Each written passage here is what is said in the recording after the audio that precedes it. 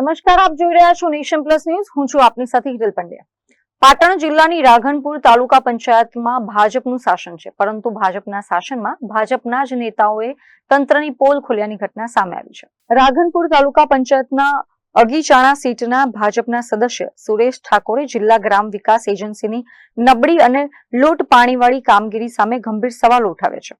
સુરેશ ઠાકોરે social media પર એક વિડીયો વાયરલ કર્યો છે, જેમાં પેદાશપુરા ગામમાં સ્વચ્છતા અભિયાન હેઠળ લાખોના ખર્ચે આપેલી બેટરી સંચાલિત કચરા ગાડી બંધ હાલતમાં જોવા મળી રહી છે. હાલત એ થઈ છે કે આ ઇલેક્ટ્રિક છકડી ગાડીને ગામ લોકો અને સફાઈ કામદારોએ હાથેથી દોરડા બાંધીને ખેંચવી પડી રહી છે. સરકારી નાણાંનો કેવો આંધણીયો થઈ રહ્યો છે અને કેવા નક્કામાં વાહનો પધરાવી દેવાયા છે, તેની પોલ સુરેશ ઠાકોરે વાયરલ કરેલા આ વિડીયોમાં ખુલ્લી પડી ગઈ છે. આ સાથે જ સુરેશ ઠાકોરે રાધનપુર તાલુકાના ગામડાઓમાં વિતરણ કરાયેલી તમામ નકામી છકડીઓની ઉચ્ચ સ્તરીય તપાસ કરવામાં આવે તેવી માંગ કરી છે.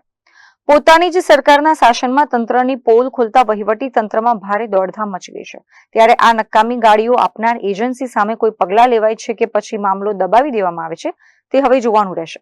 પેદાશપુરા તાલુકો રાધનપુર ગામે જિલ્લા ગ્રામ વિકાસ એજન્સી પાટણ દ્વારા આ બેટરી સંચાલિત છકડી આપવામાં આવી છે. જ્યારે છકડી આપી એ જ દિવસે એને દોરીને લાવવામાં આવી છે, એટલે આ છકડી કોઈ રીતે કામમાં ઉપયોગમાં નથી, એમને એમ પડી રહી છે, કારણ કે ચાલતી નથી આની બેટરી.